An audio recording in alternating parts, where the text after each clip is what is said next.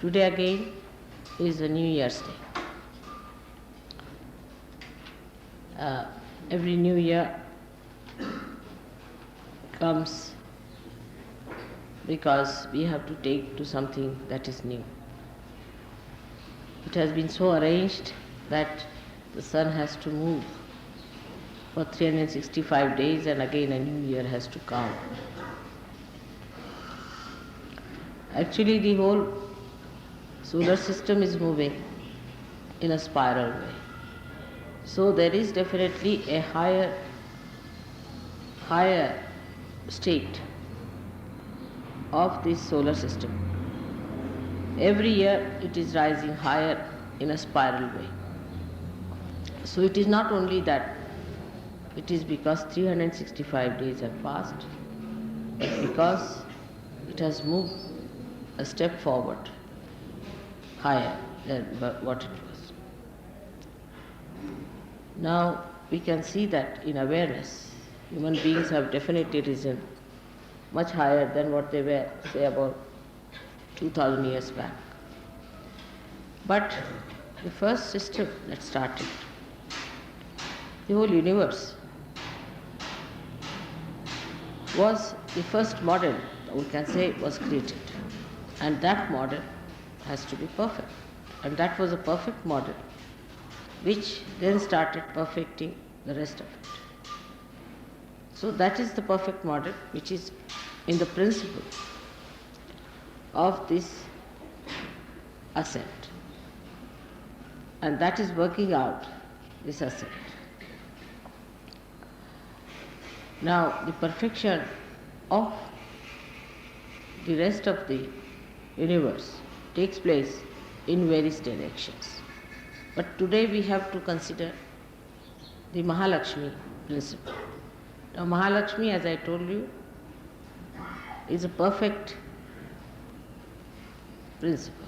It's a perfect principle. It's perfect.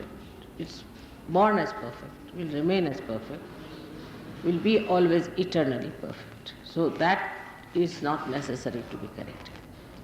Now this Mahalakshmi's thing I am discussing here because you may be able to go today to see the temple of Mahalakshmi.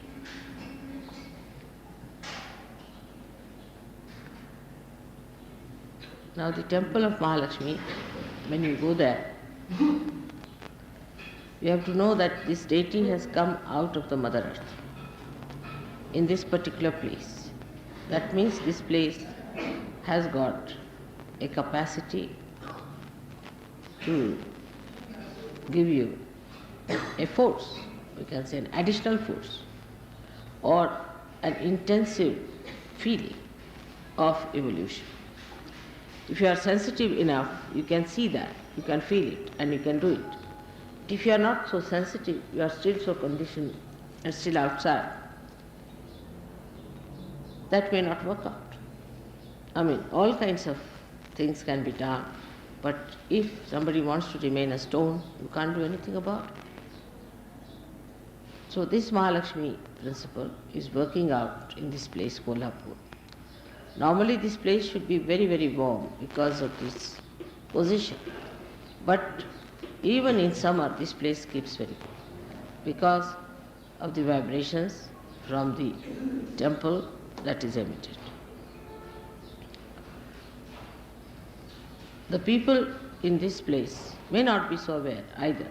We cannot say if they are aware because as negativity has to come forward, there are lots of sugar factories and lots of alcoholism going on here. But we have to take the best advantage of every place which is created specially for a particular purpose. So it's a pilgrimage in a way that we are here, that we have to look after our Mahalakshmi principle of our ascent. As you know, this ascent starts at the Navi and is surrounded by the Guru principle.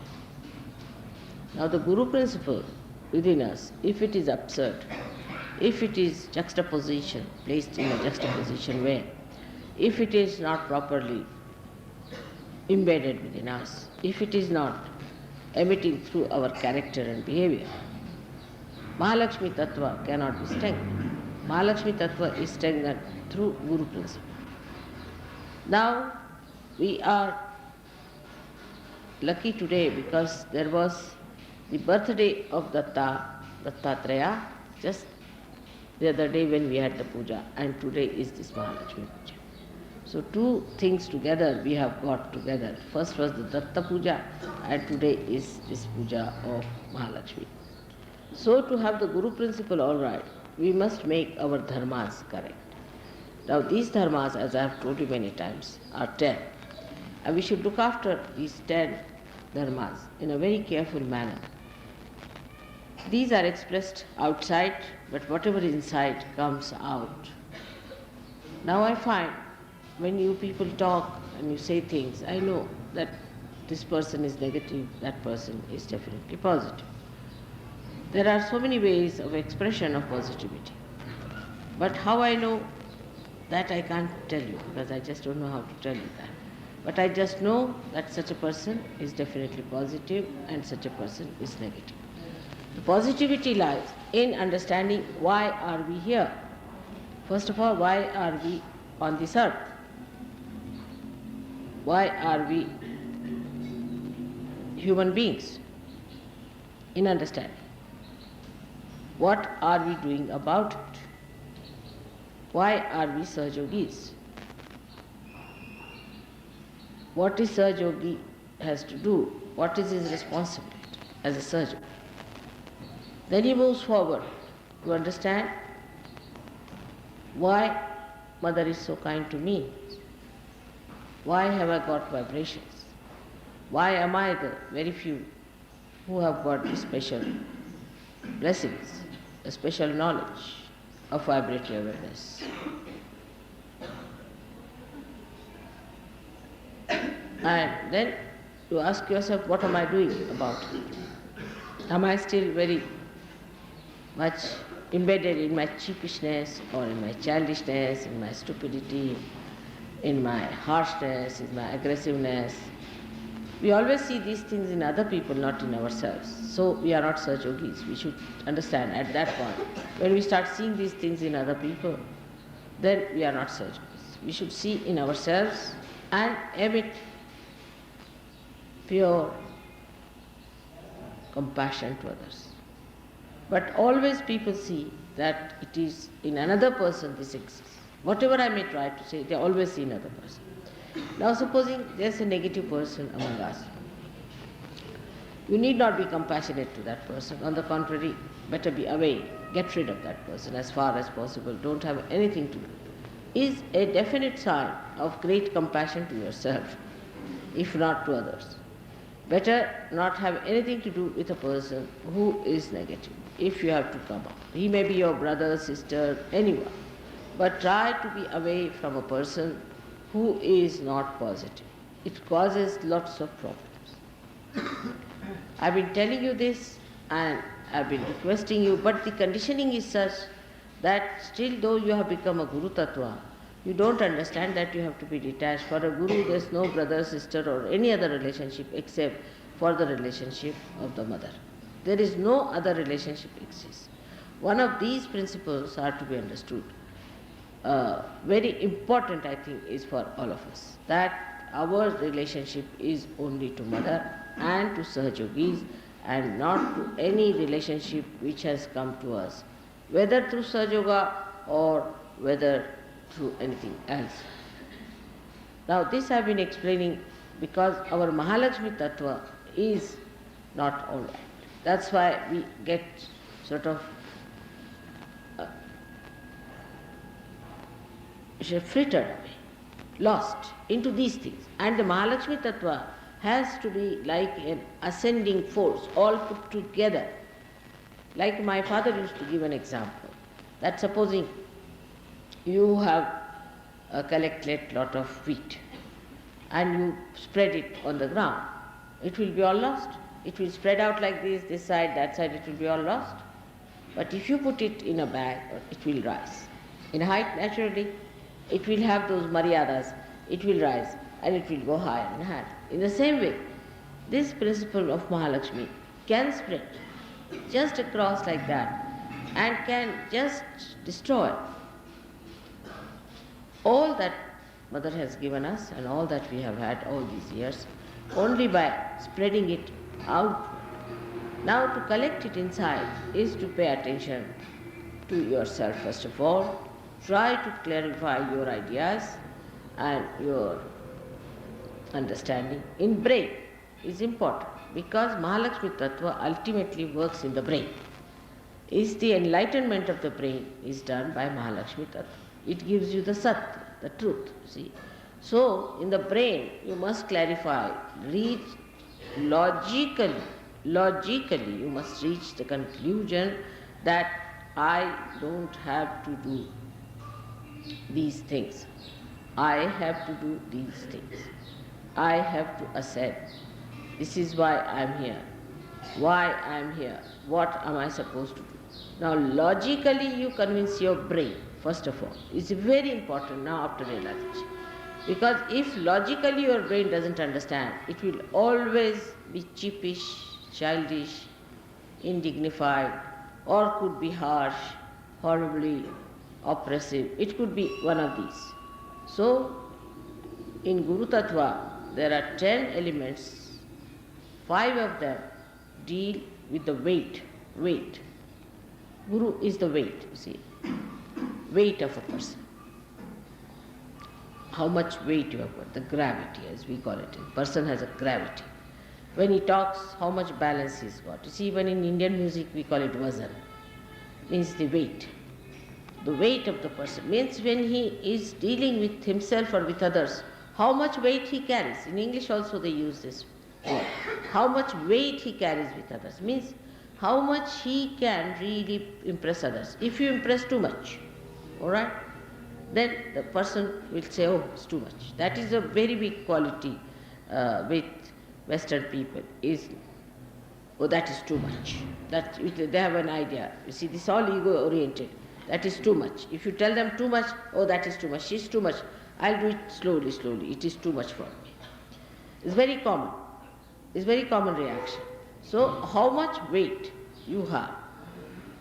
And the second one is the quality of magnetism. 2 things, magnetism. First is the quality of weight. That's how much dignified you are, how you talk, how your language is, how your behavior is. You should be humorous. But sometimes, even with me, I find people talk in a very funny manner. I just don't understand.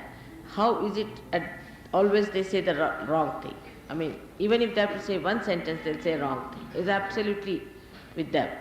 It's also Vishuddhi, which is also Nabi, comes from Nabi, because you must know that Vishuddhi chakra is the ascent of the Nabi chakra. So what happens? That a person, whatever he is expressed through his language, through his behavior, through his face, through his nose, his eyes, everything, through the Vishuddhi chakra. So the ascent of the Nabi is shown through the Vishuddhi chakra. Now whatever you have in the Nabi is shown here.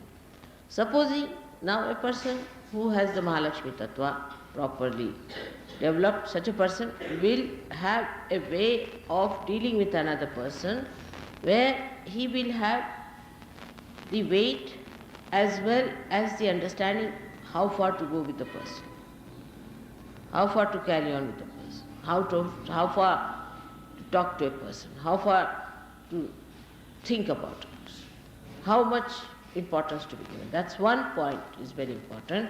And the another point is that how much magnetism you have. So you reverse back to yourself. The magnetism is a magic of a person. A person is magnetic because he has certain magic. Now this magic comes from your own personality. From your own personality. So the basis of magnetism on the left hand side starts, and that basis is Sri Ganesh. Sri Ganesh is the basis of that magnetism. So your innocence. Innocence is the best way to have that magnetism. Magnetism you cannot express in material way. It's not a material stuff.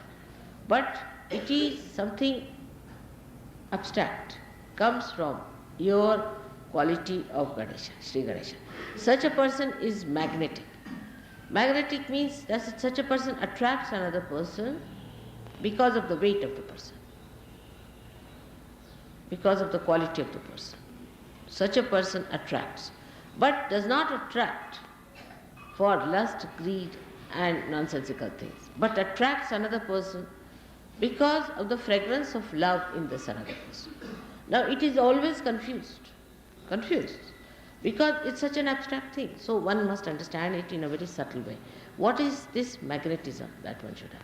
You see, there are some gestures people use artificially, which normally they have been using just to attract other people, the way they walk, the way they dress, the way they live. All these things are of no use. It is something so inner, that fragrance is so inner, which must be developed. But in Sahaja Yoga, I have seen people just don't bother about it, just don't bother. They think the way they have been living, the way they have been this, say if they are English, they are English. If they are French, they are French. If they are Indians, they are Indians. If they are from Kolhapur, they will be from Kolhapur. These ideas first must be curbed down, because the fragrance spreads everywhere, whether you are English or anything. So the fragrance of a person develops through, first of all, the Ganesha principle within you. Ganesha principle is to be first of all seen to. Now, a Ganesha person is not a person who is absolutely remorse type, or a person who is such a gone case that even if you beat him up and make him into a complete mince thing, he will bear it. It's not that. It's not that. On the contrary, the quality of magnetism is such that it attracts you to a point where you are not disturbed. Now this is a very important point we should know. You see, if you have other love, like carnal love and all other love you have, then that love you may attract the person, that person can destroy, and it destroys you, always.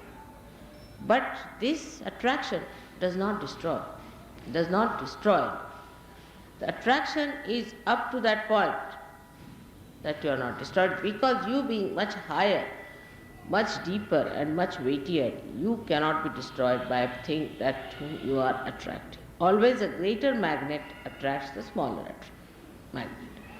And that is what one should understand. This magic and this charismatic temperament of a person comes by, first of all, the Ganesha Tattva innocence, and secondly, by complete dedication and devotion. Those who are completely dedicated and devoted to Mother, not to anything else, Ganesha Tattva again, not to your wife, not to your husband, not to your sister, not to your country, not to anyone but to Mother. Complete dedication gives you that charisma or that attraction. In Sahaja Yoga, such a person becomes really attractive, and such a person has it. Now some people think that if you are Konadara,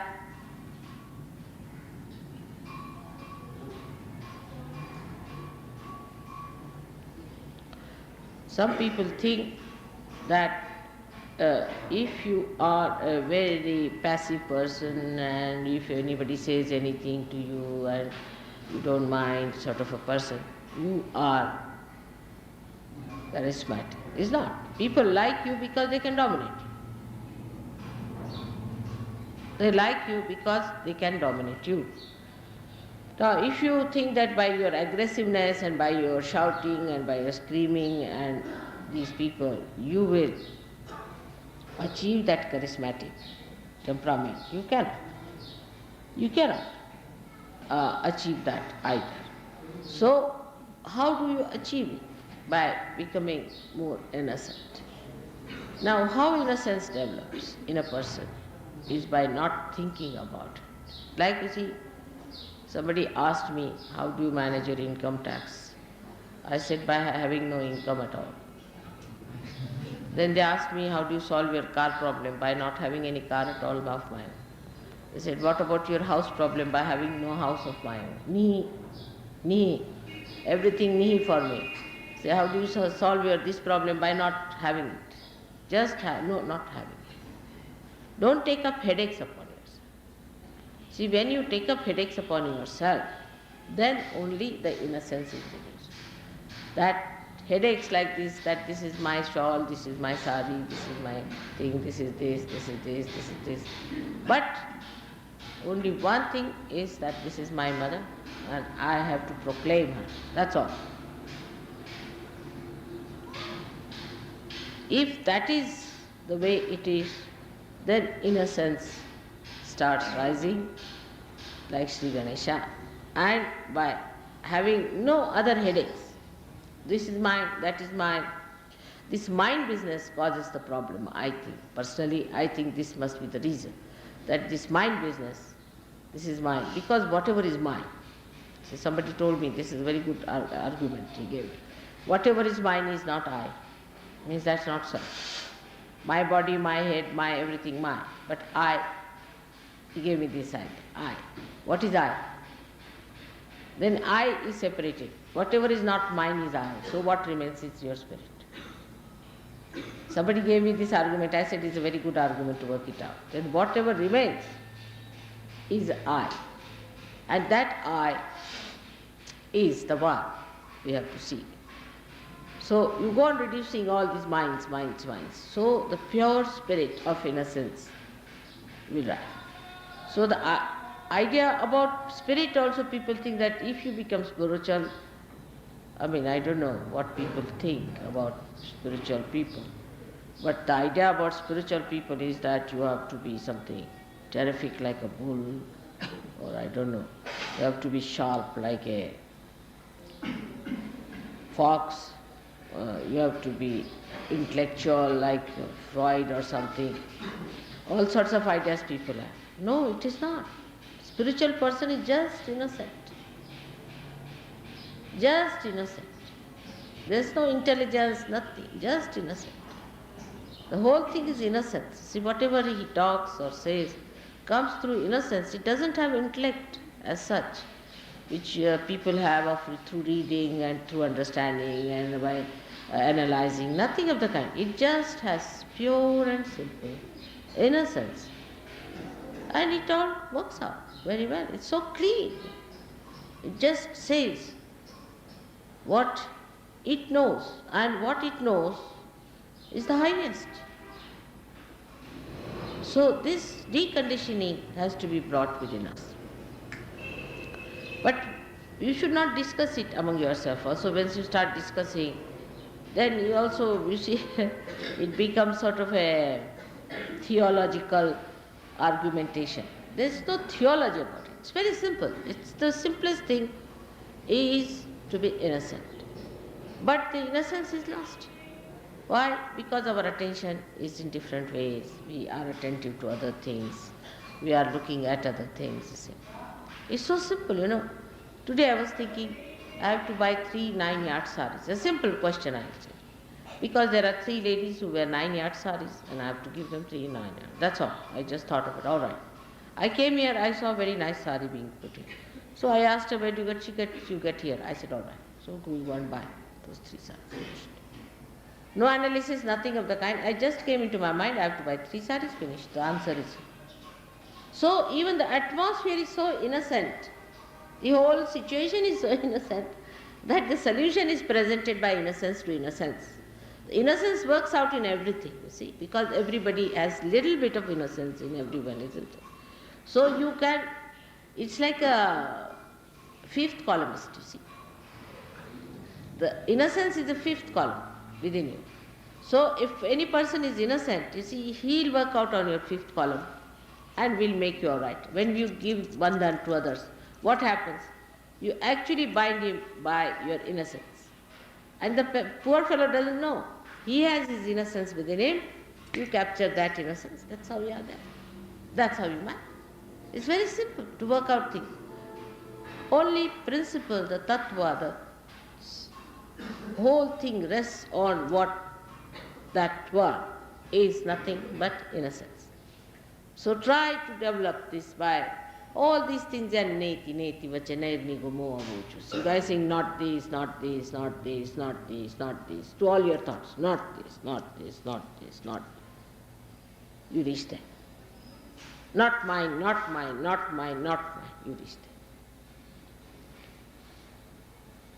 And that is how it is. And you see the whole material world is now attacking the innocence because they are frightened. You cannot attack. Innocence cannot be destroyed. It cannot be destroyed. Innocence is something is all pervading and it cannot be destroyed. So whatever people may try, it cannot be destroyed. But it can be covered, it can recede, but it cannot be destroyed. It will act its own way. So try to develop that innocence which is the basis of Mahalakshmi Tattva. We should say, or that is the essence of Mahalakshmi Tattva. So the outward thing is the weightage. Weight, the dignity, the behavior, everything is the outward thing, and the inside thing, the tattva, the principle on which it is based, is innocence.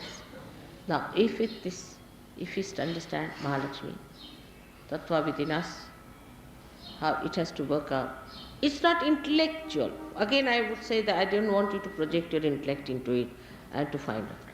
But just remain where you are and you will find the answers just coming to you. Automatically. Just don't project your minds into it. Just you'll get all the answers to every question. Just like that. Because innocence in everyone is the simple answer. While all the complications drop out, the innocence is the answer. And that is what is the love of God. Is the love of God. So don't confuse this with love, with all your nonsensical love ideas you have about people and identification, misidentification. This is pure love within us, the purity, the innocence, which is love, and which is life itself, we should say, is a part of that, the Pranashakti. But Pranashakti is not Mahalakshmi. So Mahalakshmi is the essence and essence of everything. Because if creation has to take place also, if desire of God is there, and if there is no Mahalakshmi Tattva, then what is the use of having the desire? It's finished. Supposing even if you have creation and you do not have the Mahalakshmi Tattva, how will you work it out? You cannot work it out. You have to have Mahalakshmi Tattva because they do not have any meaning. So outwardly it is Mahalakshmi Tattva, but inside is we can say there are three cores. The first core is Mahalakshmi Tattva, outside. To look at, you see the growth, all right. Then inside is the creation, that is all the elements being created and all that. But inside that is the desire.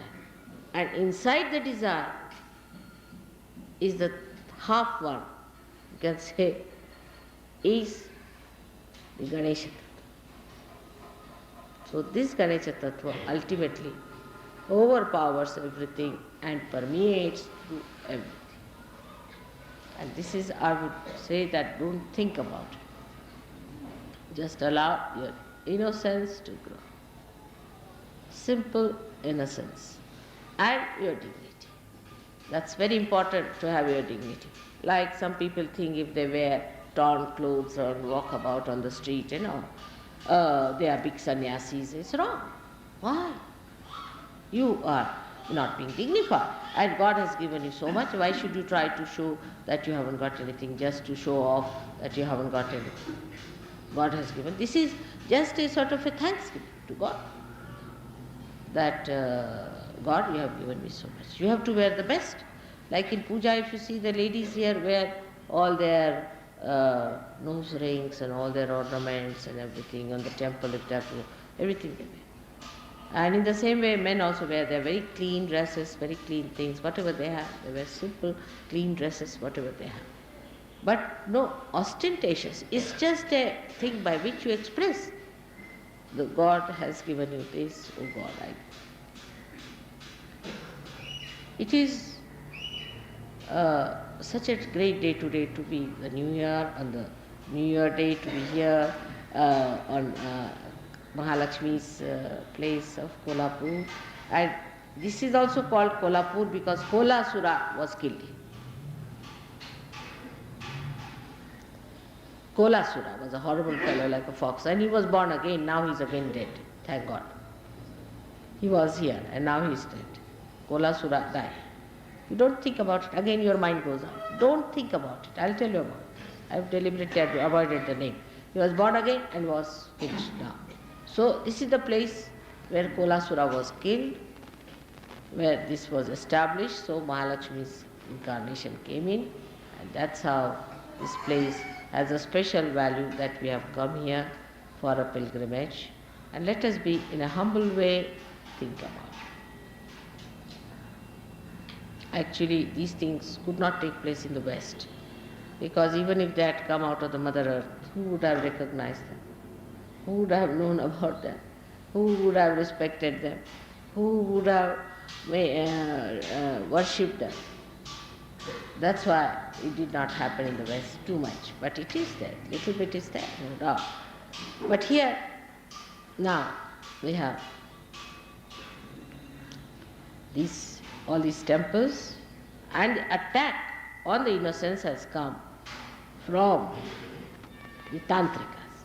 And so the Tantrikas entered all these temples and they tried to establish themselves. But gradually they are being neutralized and cleaned up.